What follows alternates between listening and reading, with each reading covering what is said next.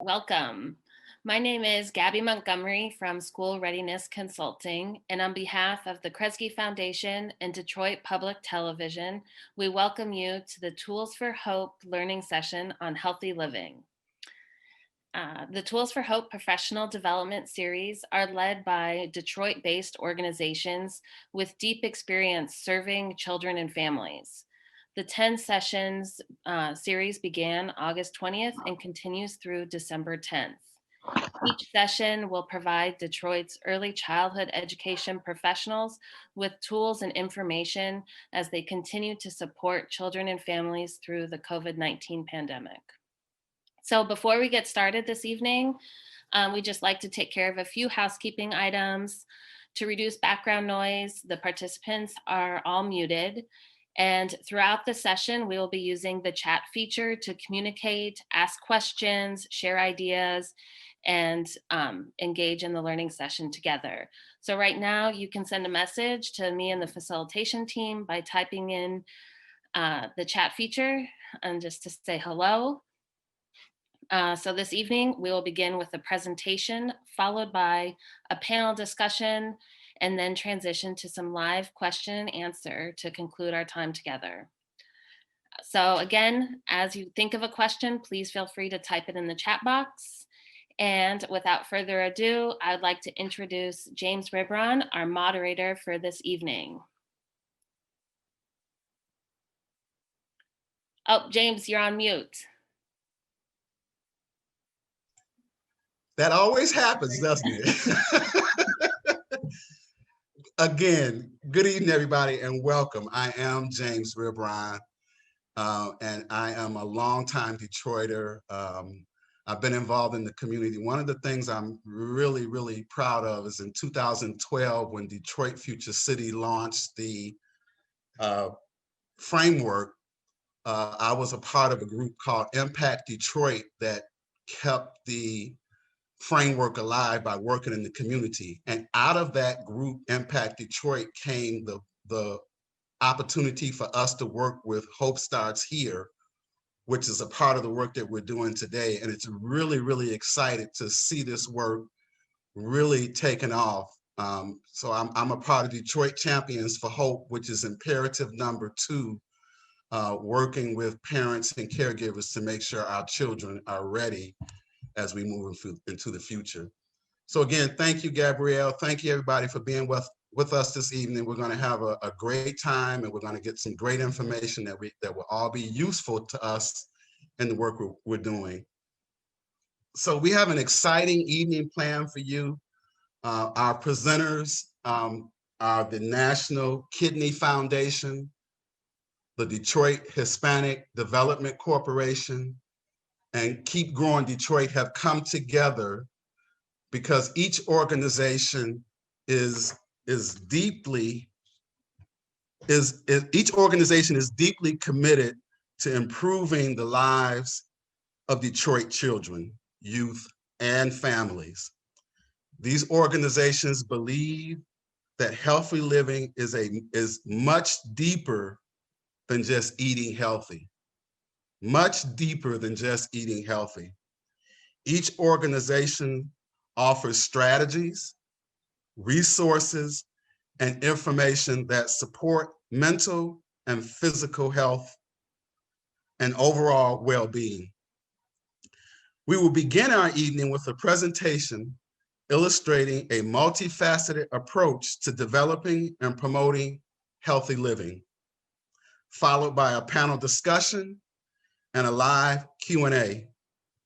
Before we get started with our presentation, in the chat box, please type your response to the following question.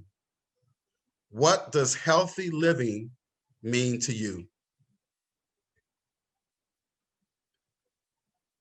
And I believe while we are populating those answers, what does healthy living mean to you? We're gonna get our PowerPoint presentation started. And that will be facilitated by Carolyn Jennings, Goya Diaz, and Wanda Tott Nathan.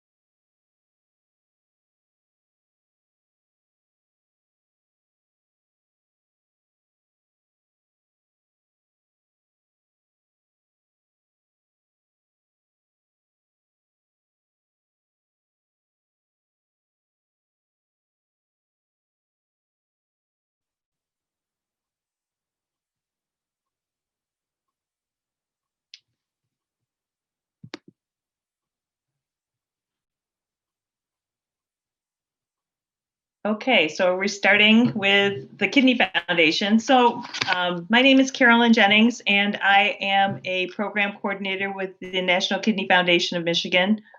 I have been with the Kidney Foundation for over 15 years and was involved in the initial development of the program that we now call Regie's Rainbow Adventure. The Kidney Foundation, National Kidney Foundation of Michigan, got involved in early childhood health in the early 2000s as a result of trying to prevent chronic diseases as young as possible. We started working with Head Starts, and Reggie's Rainbow Adventure was actually initially piloted with Oakland Livingston Human Service Agency Head Starts in Pontiac in 2006. So the goal of the Kidney Foundation, the overall mission, is to prevent kidney disease and improve the quality of life for those living with kidney disease. Ultimately, we would like to prevent as much kidney disease as possible because improving the quality of life is, although we really want to do that, ultimately we'd rather see fewer people go on to develop kidney disease. So our involvement with early childhood began, as I mentioned, with Reggie's Rainbow Adventure. And who is Regie? Regie, as you can see from the person in the center here, which is a costume that we provide to our centers, and then they provide the body that goes inside of it. Reggie's a superhero with broccoli on his head.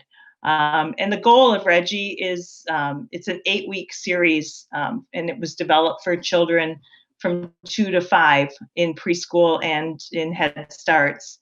And the idea is that the children go on the weekly adventures with Regie, and they go to the different colors of the rainbow, which are different islands. And in those islands, there is a new fruit and vegetable tasting, as well as physical activity that the children participate in. And there's consistencies throughout each of the weeks. They sing a song. There's things that go home to their families. There's recipes that are involved, and the children really enjoy it. Some of the testimonials that are listed here will share some of the things that families receive because children are trying new fruits and vegetables and asking for Regie foods because they want to earn Reggie's power stripes as he participates in each one of the weeks. He gets a different power stripe for the colors that he participates in. This program is available virtually. Last year, we served almost 8,000 children with this program and some of the other early childhood programs that we actually participate in and offer through the Kidney Foundation.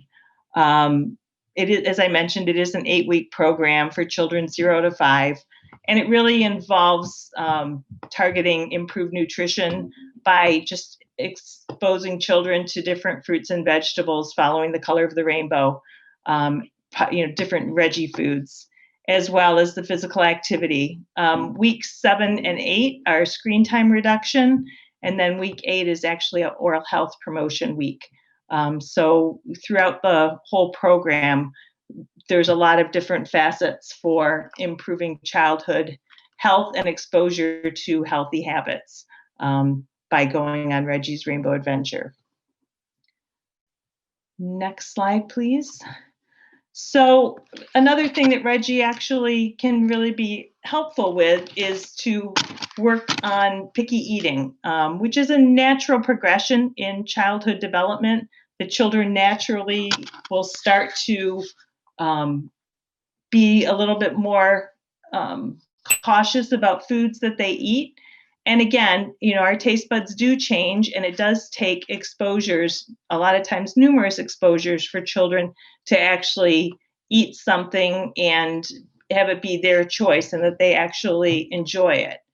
It can be very helpful doing things like the Regie program because as a group, children are able to experience and try new fruits and vegetables with some of their peers, as well as, with their childcare providers or teachers if they're in a Head Start, who are always wonderful role models or can be role models for the children.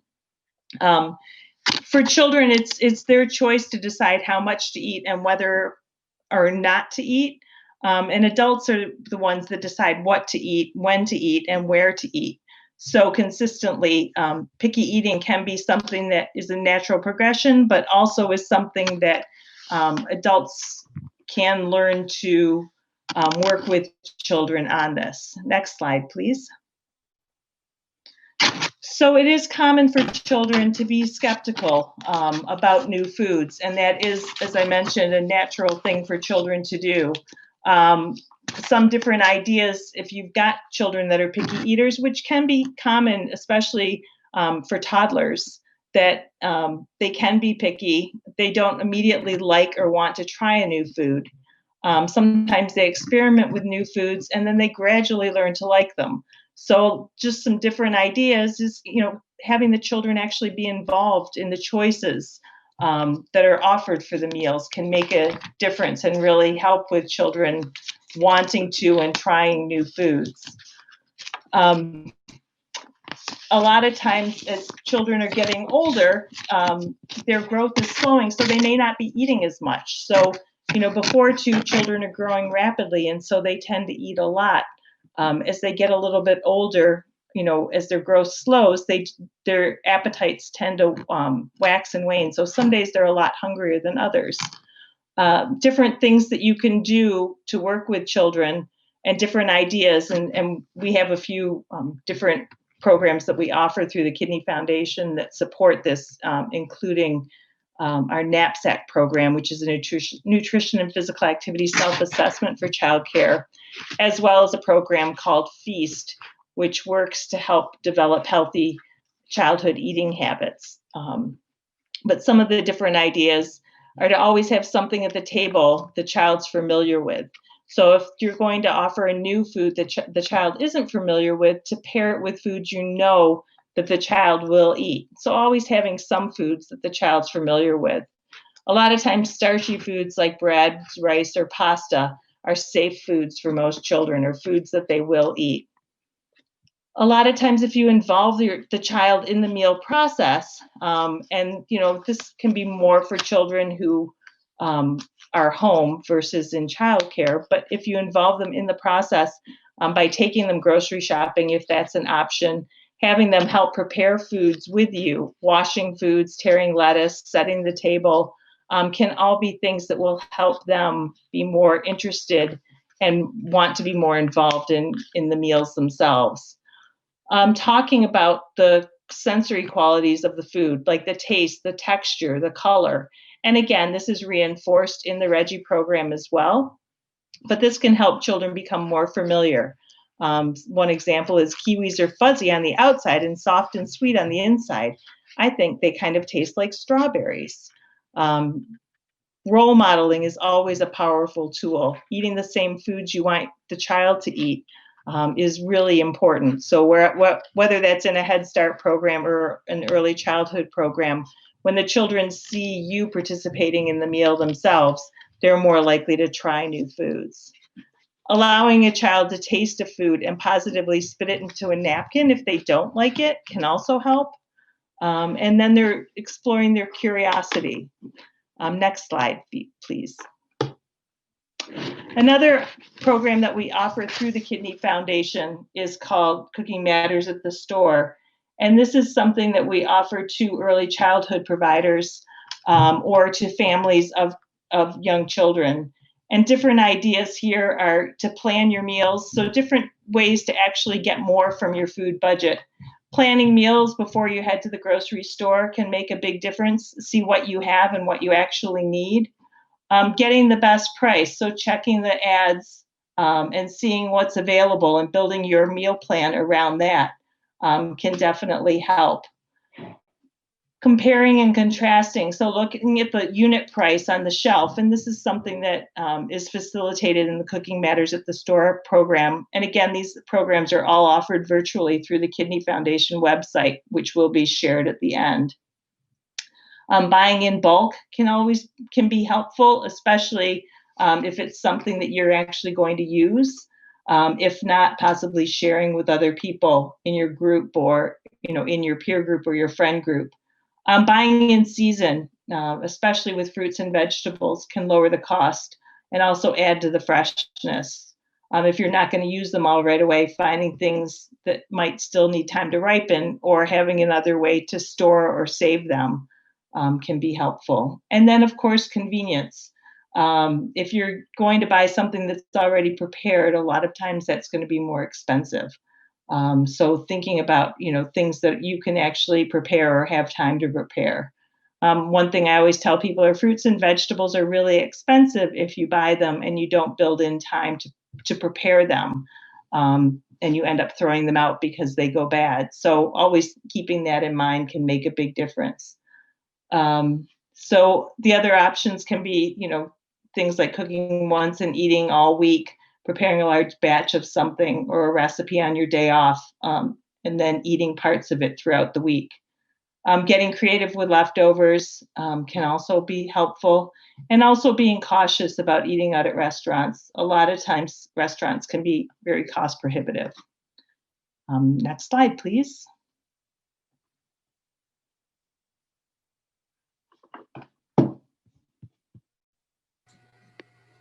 Hi, I am Wanda Tott Nathan of Tott's Early Learning Center. I have been working with Keep Growing Detroit since 2018. As you can see on the slide, we established our Sprouting Tarts Garden in collaboration with Keep Growing Detroit. With the help of the parents, the staff, and the children, we were able to actually build the garden beds, fill it with dirt, and then or soil, and then actually plant our vegetables for that particular season. Next slide, please. In 2020, Keep Growing Detroit's Garden Resource Program supported 26,756 residents in growing over 1,900 gardens and farms in their backyards, community gardens, market gardens, school gardens, as well as early childhood centers such as myself. The Garden Resource Program allowed Tott's Early Learning Center to expand our garden program outside of the walls of the center. We wanted to continue that gardening experience with our families and offer healthy food alternatives during these trying times of COVID. So what we decided to do was to offer scholarships to 5 of our families for them to be a part of this program and implement gardens in their homes. But then we also took it upon ourselves to deliver soil and seeds and containers and a child-friendly gardening book to every child and every family in our building. Next slide.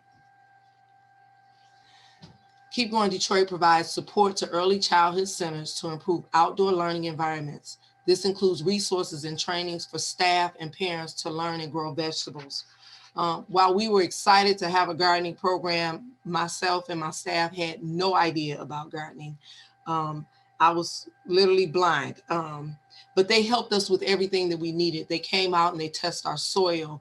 We looked at 2 or 3 different areas within our facility and our space to say what was the ideal location to put our garden. And then not only that, they even came out and helped us build it and put it together. They were able to answer every question that we had, no matter how many times we asked that question. For me, in the beginning, once we planted everything, it all looked like weeds. So I was calling, especially Nicolette in the picture, I would call her and say, okay, is this really a plant or is this a weed? Am I supposed to pull this or am I supposed to leave it there? And so they were patient with us and they took their time and made sure that we were providing a service and a resource to not just the children, but to the families as well. Next slide. Because we were so excited about the garden and the children began to spend so much time out there, we decided to expand. We created an outdoor classroom because the children were literally in this area more than they were in what we considered our large motor skill area, our playground area. And so we built upon the kids' interests and decided to put this outdoor play area in here. Outdoor classroom. We wanted to bring the indoors outside. We began to look at the space in a different light. How can we do our lessons outside? How can we do our snacks outside? How can we do circle time outside? How can we incorporate our garden into each one of those activities that we normally did within the building? Next slide. Keep Growing Detroit with Grow With Me activities support providers to integrate garden-based learning into daily routines and curriculums. Due to our limited knowledge of the gardening program, this was a tremendous help for us. This gave us seasonal vegetable plans. This taught us how to take what we were already growing and incorporate it into our snacks. They gave us actual activities that the kids could do. The kids actually planted our vegetables. They harvest the vegetables. They helped us pick the vegetables. They helped us create snack ideas around those vegetables that we built, that we were growing. They provide resources for staff and parents to learn how to grow vegetables. It gives you the ideal vegetables to plant, the best layouts to produce the optimal growth within 40 days. It also, along with the recipes and activities that you can use in the classroom and parents can use at home, it was a tremendous help for us.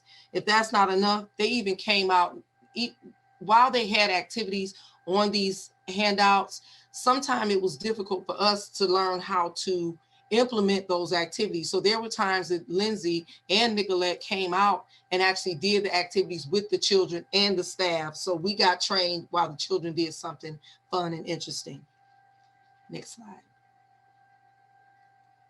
The garden-based activities provide numerous opportunities to support children to develop healthy relationships to food, to support their social and emotional development, and reach educational goals such as literacy, math, and fine motor skills.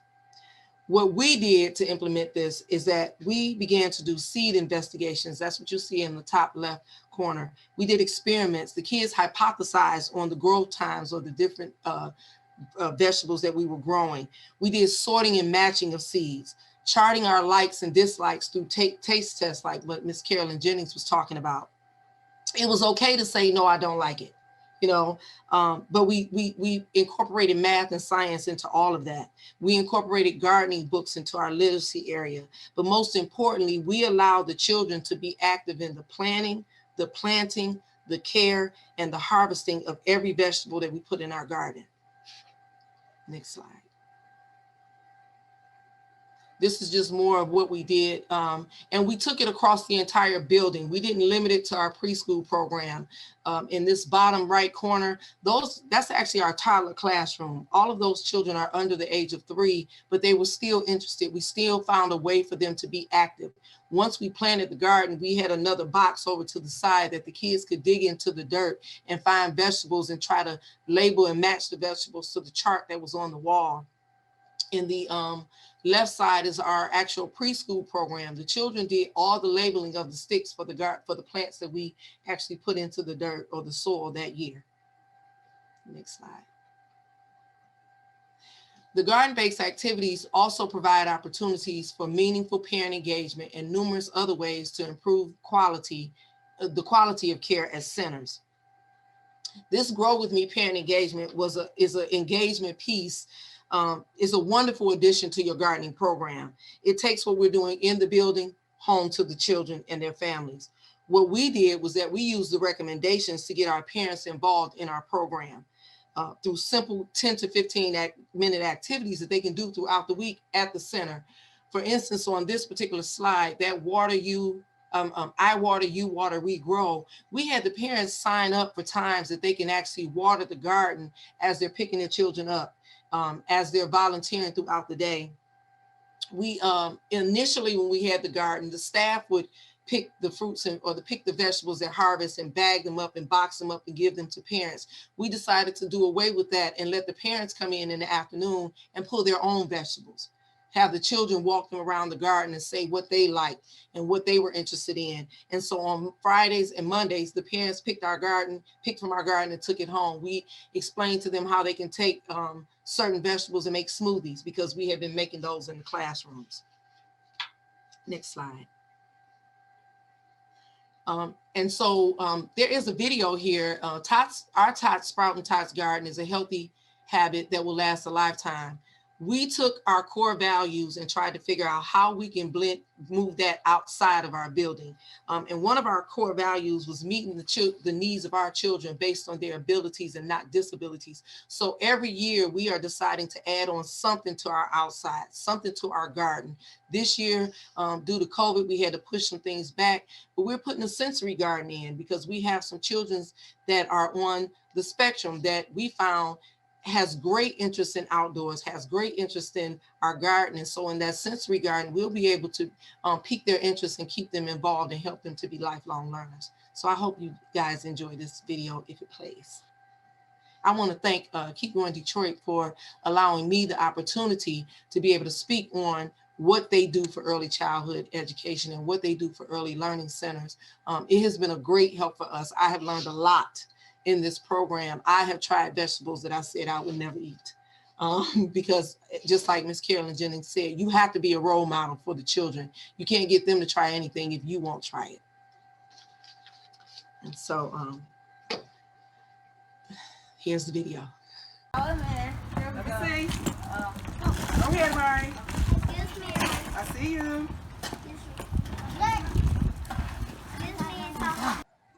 Did you see relationships between parents and their children?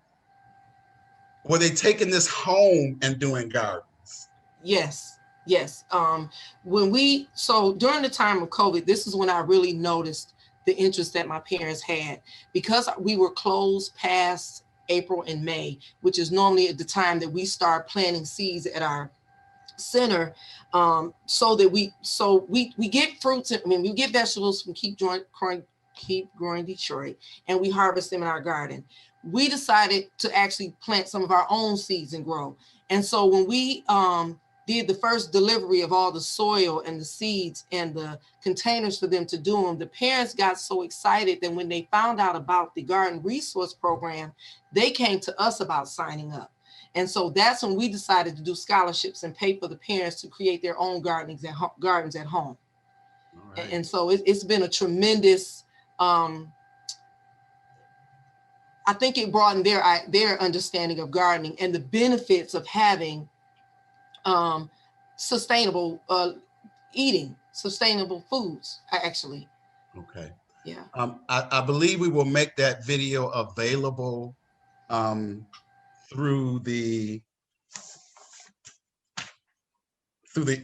email or through Facebook. We will make sure that that's available later. We'll now move on to Goya Diaz from the Detroit Hispanic Development Corporation. Thank you, Wanda.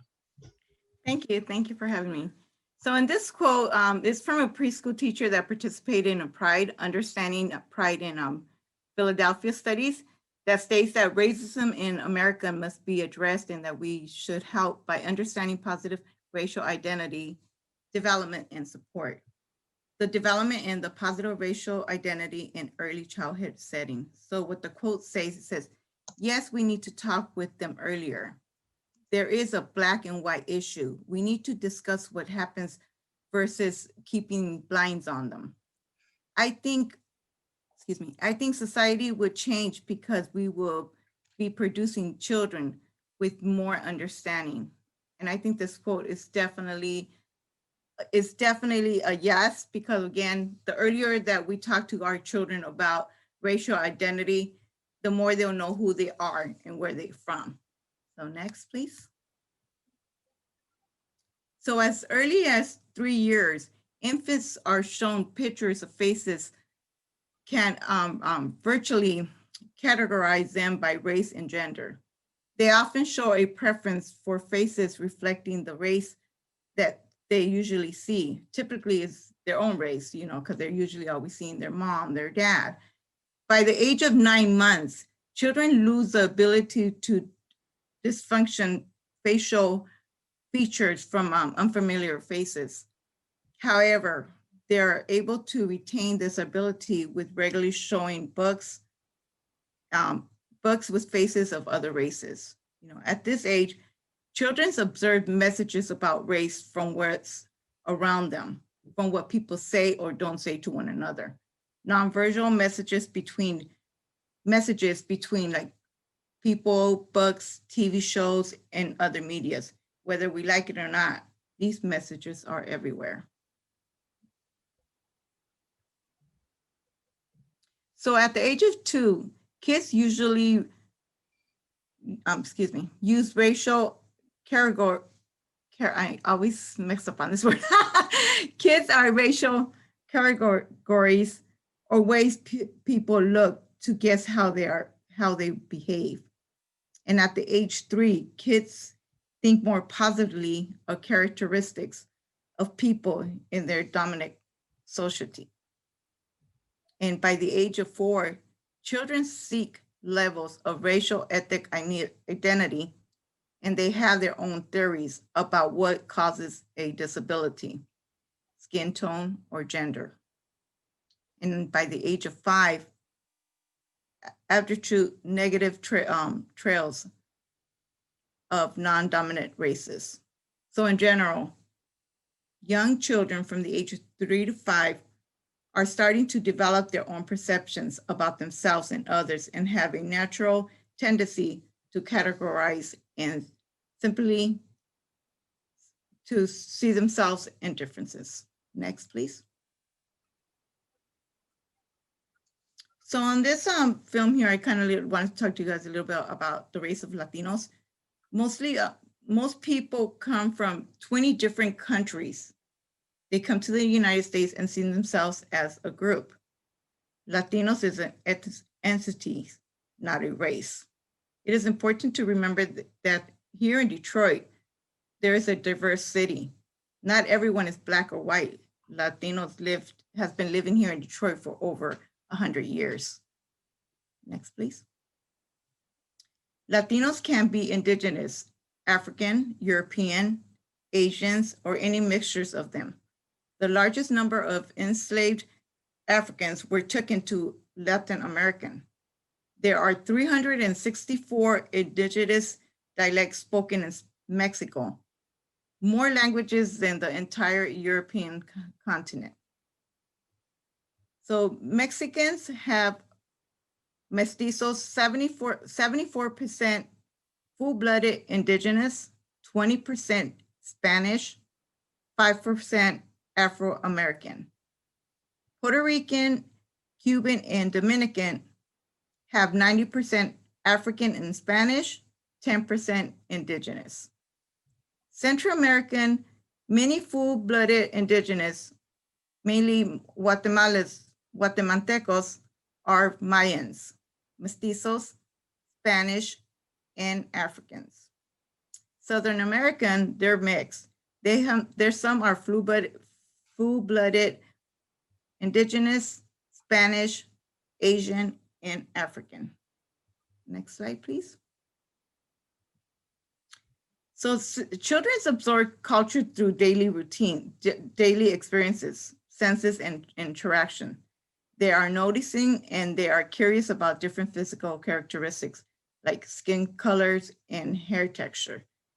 They're beginning to point out differences that they see in people, and they may mention their differences out loud.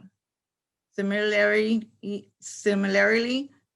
pre-verbal toddlers may be showing discomfort around people who are different from them by staring, pointing, or giggling. So verbal and nonverbal messages of their closest adults, like their parents, their relatives, or their teachers, are about their own and others' attributes. Developing feelings of pride, acceptance, and superiority. Next, please. So again, for this one, your preschooler is showing an understanding of the family's culture ways being, for example, language, behaviors, gender norms, emotional expressions, making assumptions about group of people or creating their own expectation of human differences based on their own limited experiences and learned biases. Showing experiences that social messages affect how they feel about themselves or their group. Hearing negative messages from their peers about human differences such as she can't be my mom. She's white and you're black. Or the only girls with blonde hair can play with us. Expressing a strong interest in family and the ability to consider justice and think crucially and hurtfully language and images. So here's just some experiences that you can do with your children. It's very important for you to read books to them from their culture, toys, give them different colored toys. I mean, like toys, you could get them like dolls, different colored dolls, dolls that they can identify with, and also not identify with, because again, they have to get used to that they're not the only race that's in this world, right? So we definitely have to let them know that. And then provide the opportunity for children to engage with examples for again, like I mentioned, about different kind of groups in a positive way and not stereotyping anybody. And that is my presentation for today. Thank you. So thank you, Carolyn from National Kidney Foundation, Wanda from Tott's Early Learning, supported by Keep Growing Detroit, and Goya with Detroit Hispanic Development Corporation. This was really some valuable information. I've learned a lot, and I'm hoping everybody on the call also. We're going to now go into our panel discussion. And this first question I'd like for each of you to respond to. For any of our audience who might be overwhelmed, where would you recommend someone to start? And I'll ask Wanda to start with that, and then Goya, you can think about your response, and then Carolyn. So if you anywhere that you may feel you're not, I would start with Keep Growing Detroit. I would reach out to them. I believe they're on Facebook under Keep Growing Detroit. They also have a website, DetroitAgriculture.net. Lindsay and them are a great help. They will test your soil. They'll recommend the spot for you to start your garden. They'll even tell you the best things to grow at a certain time. If you're a center, they'll train your staff. I got a wealth of information from that. It's a great partnership, and I look at it like a partnership. And they will partner with you to grow and provide a resource as well. Thank you, Wanda. Goya, where would you recommend someone to start? Well, first of all, since I am talking about racial identity, first start with your family, which is your grandparents. Know your history, talk to them, get knowledge about who you are, where are you from, where did you start? Because again, a lot of the books that we read sometimes are not accurate. So I think the best place that you can go is to somebody that knows and has lived it. So why not start with our ancestors, our blood, and then go from there. Thank you, Goya. And Carolyn, where do you recommend people start? And you're muted. I'll mute it again. All right. So I would probably first assess what they're feeling overwhelmed about. COVID has changed a lot of things and a lot of parameters. Things that we used to take for granted are a lot more challenging. And we're facing different challenges based on, is our center open? Are we dealing with, trying to have children with masks? But if nutrition is a component that, we're trying to promote healthy nutrition, if we've got a garden going, it's a wonderful way to expose children to different fruits and vegetables, doing something like the Regie program. We did do a week 9 with Keep Growing Detroit at one of our Head Start centers last year. And we tried to start it at the other one, and then COVID shut us down. But Regie actually going into the garden and, exploring fruits and vegetables with the children. So again, different ways to explore, trying to get children exposed to new fruits and vegetables or healthy foods that maybe they hadn't been exposed to. And then also taking that home for the families, because again, it's a lot easier for the parents to bring these foods into the house if they know their kids are going to actually eat them. As a parent of young children, it can be really challenging to try to make something everyone's going to eat, or at least try. So doing things, Regie can be an opportunity for both of those. I know we have done Regie with the Detroit Hispanic Corporation as well, because Regie can try different fruits and vegetables from all different cultures. So it doesn't just have to be, corn for yellow. It could be, something similar to, different foods from different cultures. So it doesn't just have to be traditional foods that we think of, but it can cross a lot of racial barriers or ways to expose children to their own identity through their foods as well. Okay, thank you, Carolyn. Our next question is going to come from our audience. And this is probably one that for Carolyn and Wanda, but each of you can respond. Is there such a thing as being too picky with food? And how do you know if picky eating is too far? And Wanda, you're smiling like you may have a response. Picky eater. Wow. I think picky eating can go a little too far. And I'm only saying that from experience of my own children. I had a son that for about 4 months, all he wanted was peanut butter and jelly and macaroni and cheese. And I was concerned. I talked to the doctor and he was like, well, he's getting his dairy and he's getting his protein and he's getting his grains. But at some point that started to affect his body and made his iron get low and things like that. But I still, that could be a yes. However, I feel like if you do something similar to what Carolyn was saying, when you start introducing other fruits and vegetables and at least exposing them to it, you can the pickiness jumps from thing to thing. So, okay. Yes. Carolyn, you have any information on a kid being too picky and if picky eating is too far? Well, the first thing that I usually will address is, are the parents picky, or which one of the parents might be picky, or are parents role modeling what they want their children to actually participate in? Because having children eat one thing and adults eat or drink something different, a lot of times can run into battles, especially as children, become aware and start paying attention to what the adults around them are doing, or even other siblings are doing. Overall, the thing that I try to stress is not to pressure children to eat certain things, or to say you can't leave the table, or if you eat this, then this is, you can have a reward for it, because a lot of times that backfires. It does take multiple exposures. And again, children really are the ones who are going to decide what they're going to eat.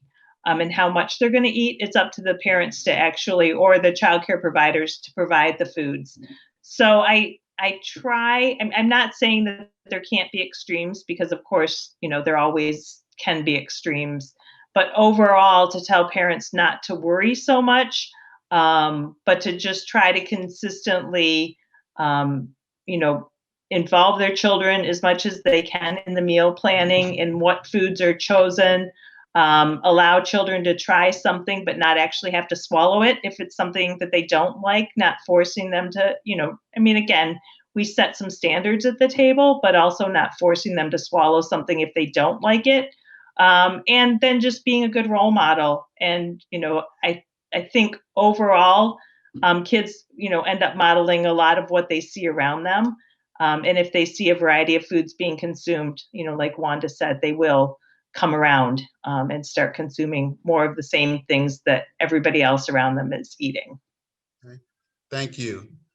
Goya, I really liked what you had to say about reading to children, playing with them, singing with them. In imperative number 2, we have what we call a 6 a day, where we say we want you to sing to your child, read to your child, play with your child. And it's 6 things that we ask them to do every day. I was really shocked to find out how kids are impacted at really early ages, 2 to 5 years old. Are there ways that we can help children to develop positive attitudes, knowing how they're impacted at such an early age? Are there some things that we can do to make sure that they develop positive, healthy attitudes? Again, first of all, like I have mentioned a lot about know who they are. You know, really, I really emphasize that. Know who they are. Tell them positive language of who they are. Like, you're beautiful. You are brown and you are beautiful.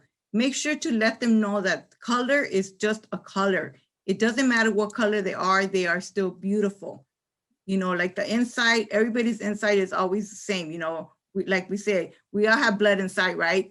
The outside is just a color. Just let them know and emphasize that, because again, sometimes when children do go to school, there's other kids that are very, very mean and rude and talk about just because of their face or their, you know, their color, the way they are, their hair, their tech, you know, whatever.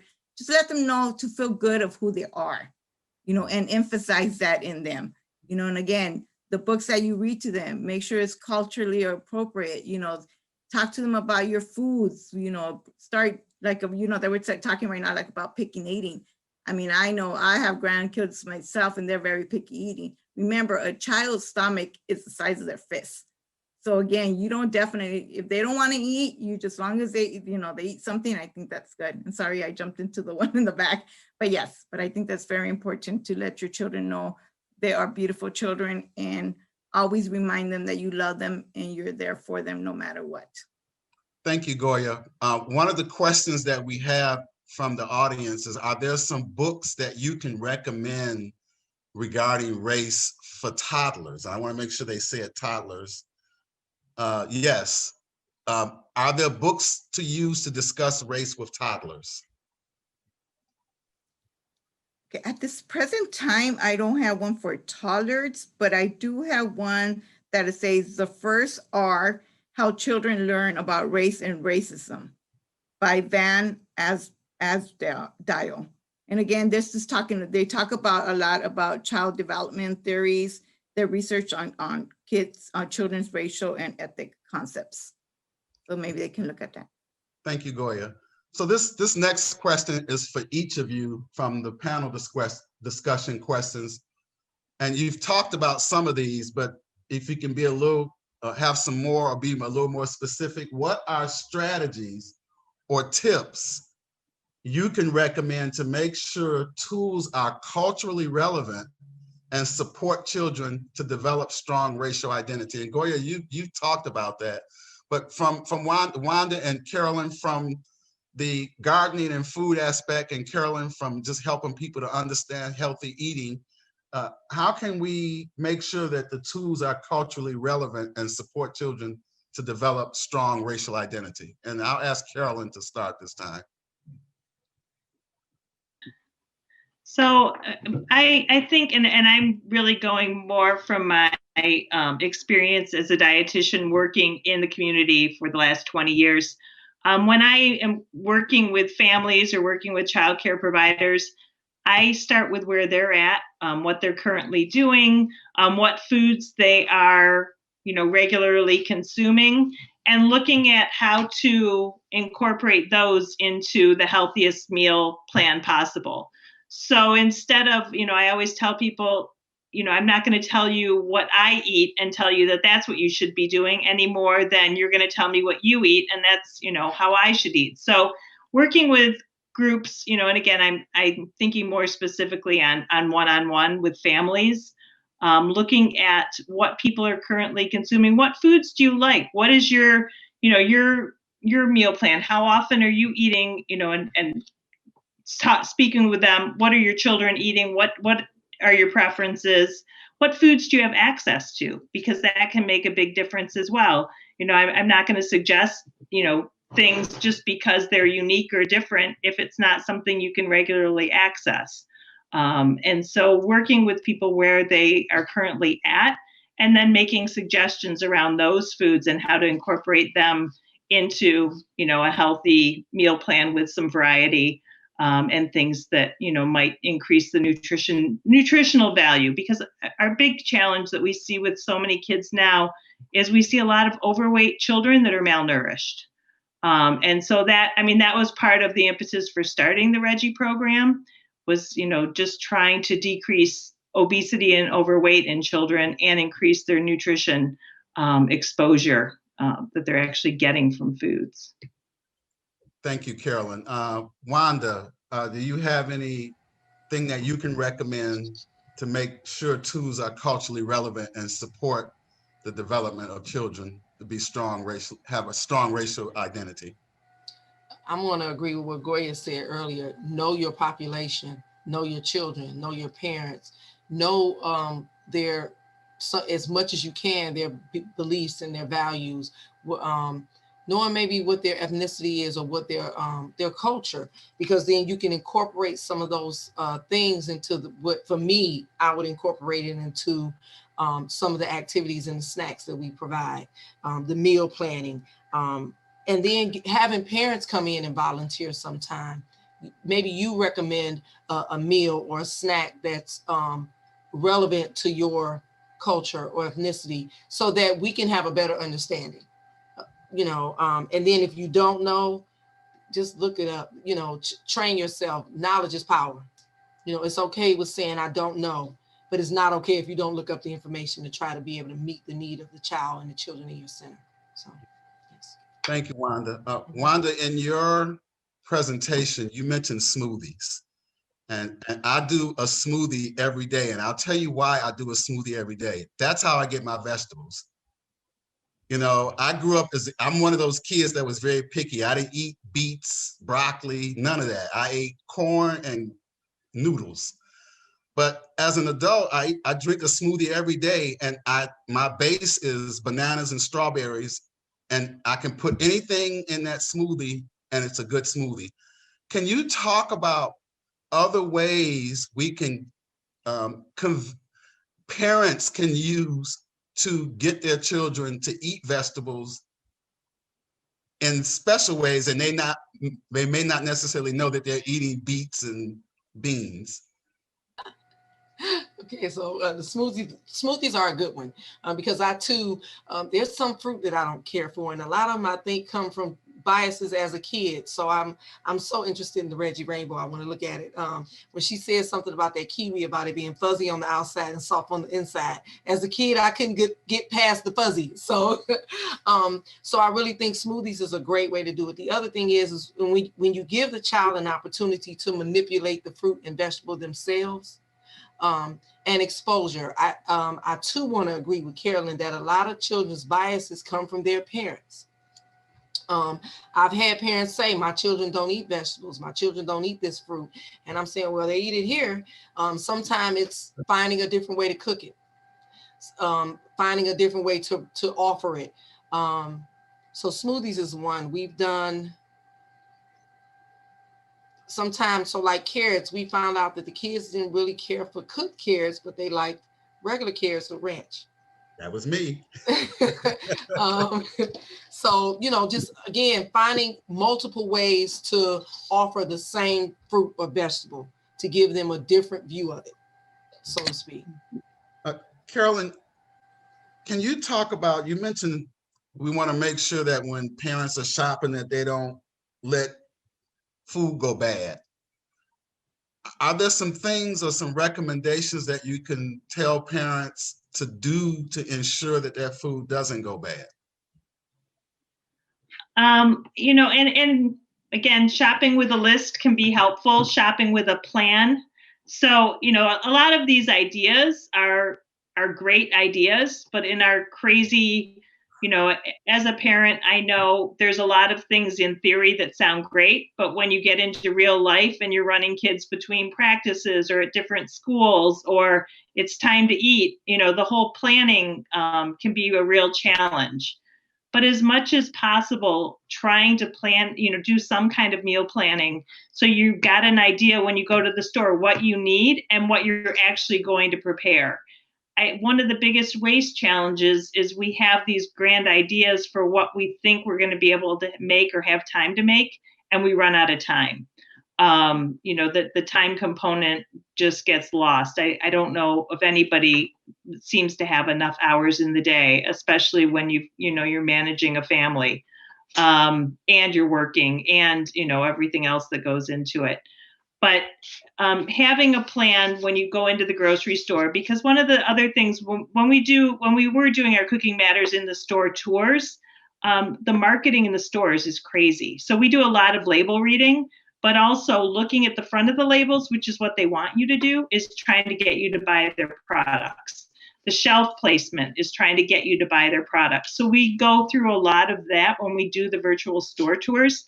We talk about some of the ways that, I don't want to say you're being tricked, but you're kind of, the marketing strategies that go into grocery shopping and what you pick in the grocery stores, there's a lot of them. And just awareness is knowledge. Like Wanda said, knowledge is power. So giving people the awareness of some of the things that are out there can help them kind of, get over and not get caught up in some of the marketing schemes that make you buy 10 for 10 because that's how it's sold. Whereas you can buy one, you don't have to buy all 10. Right. Yeah. So things like that. The produce is definitely an issue because people will complain all the time that fruits and vegetables are so expensive, but they really are if you end up throwing them out. So having a plan for what you're doing with your produce, and also knowing if you're buying fresh produce, a lot of it is also going to have a time commitment because you have to prepare it. Buying a pineapple is no good if you're not going to take the time to cut it up. It's wonderful, to see the pineapple whole, but when it sits there on the counter or even in the refrigerator and rots, then you've wasted whatever it cost you to buy that pineapple. Thank you. I'd like for each of you to respond to this. Detroit has been classified as a food desert. And we're talking about healthy living and making sure that our parents and kids and families have healthy opportunities. What would you say to a parent who has trouble getting to a place close to them in their community to get fresh fruit and vegetables and fresh food, and the challenge of having to go 10 or 15 miles outside of the city to get something decent? And do you view Detroit as a food desert? I'll start with Goya on that. Okay, you're right. I mean, we do not find no fruit and vegetables close by here. I mean, I live in Southwest Detroit, so yes, it is hard to get to, a fruit market around here. And again, due to transportation, a lot of our parents that we work with, it's really hard for them to, are able to go get it. So what we have done in the past is partner up with Gleaners and actually did a food distribution here in Southwest Detroit so people can come and, get their fruit and vegetables for free here. There's a lot of different food banks right now with COVID going on. We're up to date on we're updated all the time. Like, where is it that people can actually go buy? Get it for free. And for whatever reason, if our families can't go pick it up, we actually have staff that goes to picks up the food and delivers to them. So we have an option to do that. And again, it's for people that do live in the Southwest Detroit, because unfortunately we would love to do it all in Detroit, but due to it's hard, It is. Most of us, with COVID going on right now, you have to make sure you're safe. You can't just be leaving stuff to anybody, and and then again, I'm sorry, what was the second question? Well, yeah, it was just mainly around food desert, and you answered it. What are some options if Detroit is truly a food desert? Yes. Carolyn? I think Detroit definitely has limited opportunities, and Detroit's such a huge city. I mean, there are areas that, food options are more accessible. If families live anywhere near Eastern Market can be a great resource. There are pockets in Detroit and the Dearborn area. There are a number of fruit markets, a number of different, fruit and vegetable options. Obviously, the city itself, we're challenged, but I do think, there are resources, and especially whether or not it's going through some of the early childhood partners that we have, definitely through the Head Starts. A lot of the churches are wonderful resources for, helping people get the foods that they need. But it is, I think the biggest challenge in Detroit is the transportation issue. Because gas is expensive. A lot of people, you have to drive. And if you don't have access to a reliable vehicle, and you don't have access, you don't have money to put gas in your car, being able to go and actually get fruits and vegetables or get healthy food choices can be a real challenge. So again, it's linking up, that at the Kidney Foundation, we do try to link people with resources. We've got a number of different programs that we do in all different areas of Detroit and the outlying, I want to say suburbs, but again, Detroit's just a big city. So it's a big small town, I call it. But yeah, so linking up is important. Thank you. Wanda? I want to agree with both of them. Transportation is a big issue, but I think it's also awareness, knowing that there's farmers markets. I'm just thinking about the area that I'm in. There's a farmers market that's once a week at Joy Road and Artesian. There's one at Southfield Service Drive in Grand River. There's the neighborhood gardens. Keep Growing Detroit now has a program where you can purchase fruits and vegetables from them, and definitely the Eastern Market. So I think it's getting the awareness out about the gardens and the programs within the communities that they reside in, getting the parents and families to understand that you don't necessarily have to go to the grocery store to get your fruits and vegetables.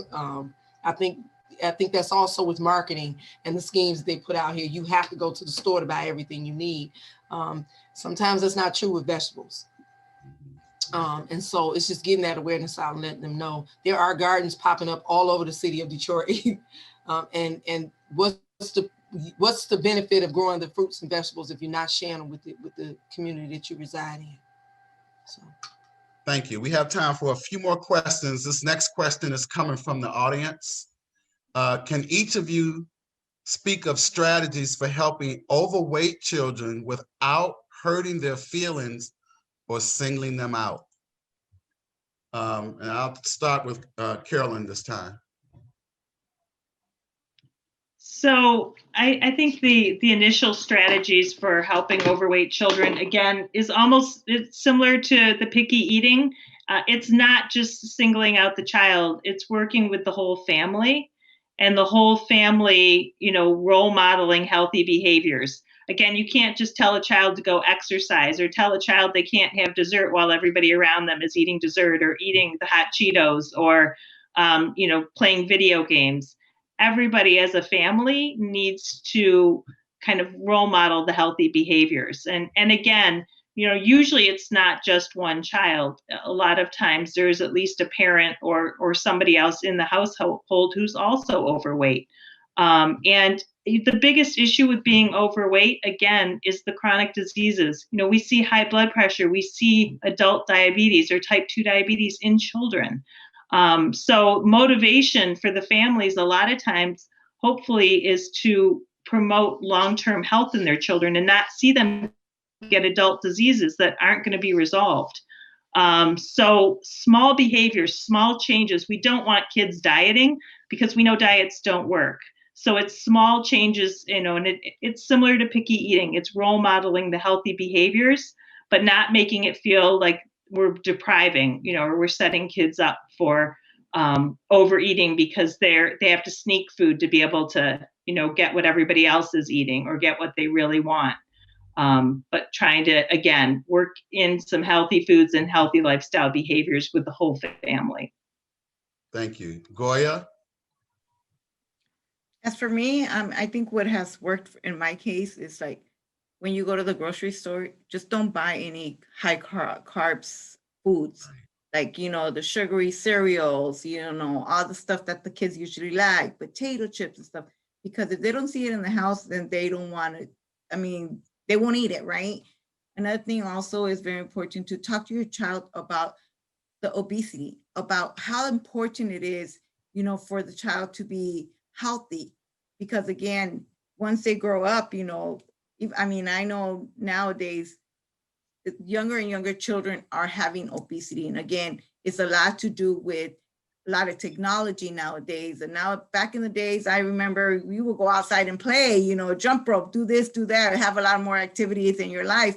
But nowadays, the kids are just stuck on their device. Now with school being virtual, it's hard, just telling the child, and like Carolyn said, lead by example. Go out with your child, do exercise as a family, make it fun, make it a family thing. And again, that would definitely help them.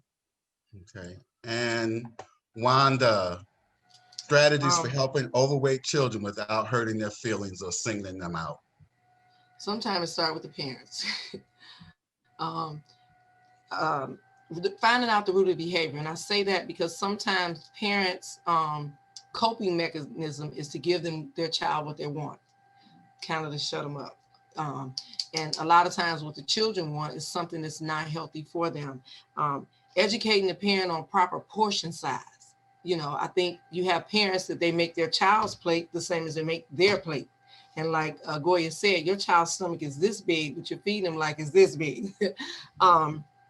And then, you know, starting small and using positive reinforcement instead of negative reinforcement. Understand that you have to start somewhere and build up. So maybe, as Goya said, changing what you offer in the house, start doing fruits and vegetables, and then showing them smaller sizes, teaching them that we can have, it's better to have multiple small meals than 2 or 3 big meals. And then just working at it. For me, in my center, we tend to try to incorporate some type of exercise, and we already doing the food and all of that, but I have learned that it has to extend outside of the classroom. We have to educate the parent, because no matter what we're doing in the center, if the same eating habits are happening at home, we're running into each other. It won't be effective what we're doing. So I think working with the parents and explaining to them the benefits of healthy eating, the benefits of proper portion sizes, and the benefits of pulling out some of those sugar and starchy things and putting in some healthy things is a start. Thank you. Wanda, I have one more question for you. What are some of the learnings that you can share as a new gardener?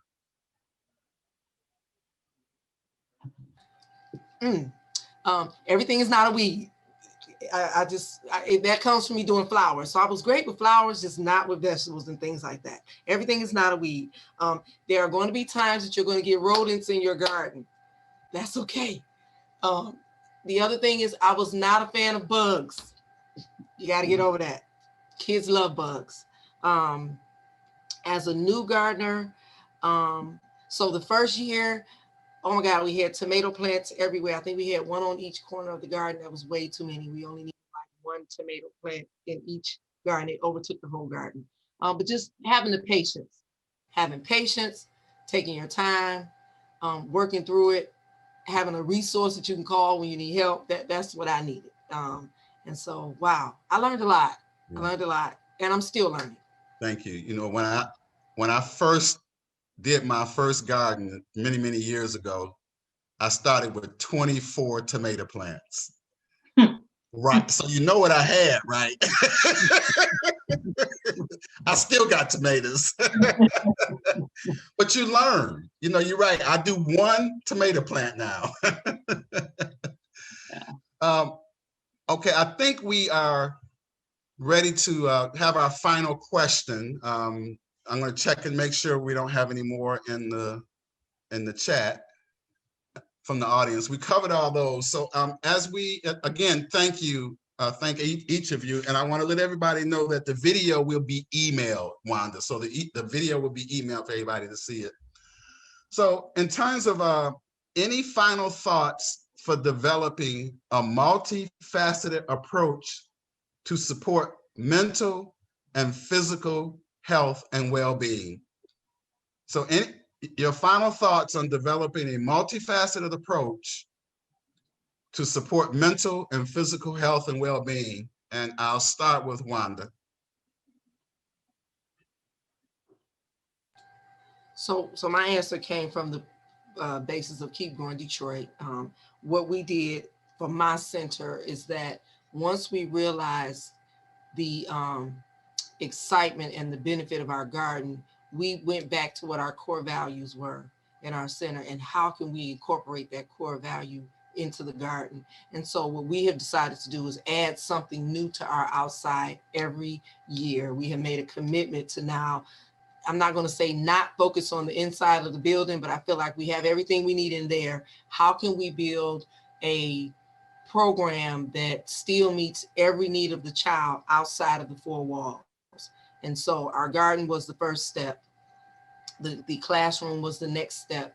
Our sensory garden is now going to be our third step, because we do have children that have some disabilities, and that's not where we want to focus at. We want to figure out what their abilities are and how can we build upon them to overcome whatever hindrances the disabilities may have. And so our sensory garden is doing that. We have done a music wall outside of our building. We're doing an outdoor kitchen.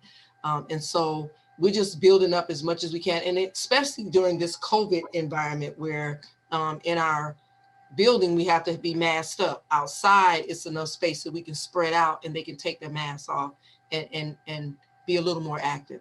And so for us, it's being able to meet the need of every child in our building and not based on their ability, their disabilities, but their abilities. Okay. Carolyn, your thoughts on developing a multifaceted approach to support the mental and physical health and well-being? I would, jump right on what Wanda had said as well as Goya. I think exposing to children and their families to, new things. So that's not, we don't just keep it inside, we take it outside as well.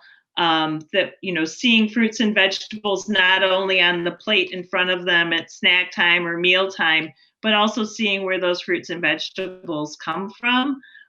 Seeing them actually grow, seeing them from the seeds, I think is a great way to promote and to, again, when we're looking at picky eating, when we're looking at obesity, when we're looking at disease prevention, exposing people to new foods in all different forms and shapes from start to finish, I think is a great way, and as early as possible, is a great way to, both benefit mentally and physically, and increase the likelihood that, children are going to have more variety in their diets and more likely to get the fruits and vegetables that they need.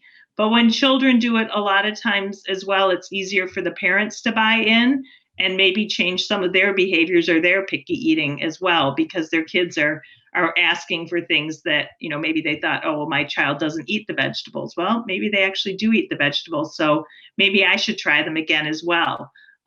It's amazing how our kids will turn things full circle and pressure us to do things that we, maybe don't like or wouldn't do otherwise. Thank you. And Goya, your thoughts for developing a multifaceted approach to support the mental and physical well-being of our children? Okay, well, first of all, give them unconditional love. I think that's the best thing that we can do. Always praise our children. Always make sure to let them know that you're there for them. Also make sure to go out, have time to play with the children. Nowadays, life is going too fast. Sometimes we forget that. We forget that they're still little kids and we ourselves are little inside. So I think the fact of being able to play with them and enjoy ourselves, enjoy the company, because again, we are not guaranteed tomorrow. And I do agree with the ladies that just talk everything that they said. I also agree with everything that they say. Again, love, and tell your kids you love them every day. That's my thing. Thank you, ladies. This has been a really informative evening. And as we close out, I want to encourage everybody to be calling each of these organizations tomorrow and over the next few weeks: the National Kidney Foundation, the Detroit Hispanic Development Corporation, and Keep Going Detroit with Tott's Early Learning Center. These are all programs that provide resources to the community. If you just pick up the phone, all this information that you heard tonight is available to you. Go to their websites, visit their websites, have Regie come to your organization, to your event. And you know what? You can start with a small container garden and work your way up to a big garden. You don't have to start small, think big. But I honestly believe if we start with our kids, especially learning from Goya, that our kids are impacted very early. If we're starting with them at 2, 3, 4, 5 years old and saying, this is a seed that grows into this carrot that you can eat, their attitude changes. You know, and I'll end by saying, you know, my nephew, when he comes to my house, he eats what we eat because that's what we have in the house, but he likes it, you know, because we don't just give him the carrot, we put it in something that we know that he likes, and, you know, like a smoothie, and it works. And it's the same thing for adults, you know. So I'm going to encourage everybody on this call to get in touch with these resources because they are available for us.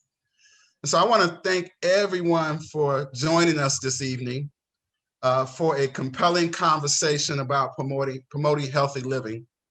Healthy living is multifaceted, and as early childhood educators, providers, community members, and families, we must continue to work together to build a solid foundation for our young children to flourish. Resources that were referenced this evening will be emailed to participants, as well as the link for Tools for Hope Detroit website. Thank you again for participating in the Tools for Healthy Learning sessions. This has been a great evening, and I thank everybody, and you all have a good night.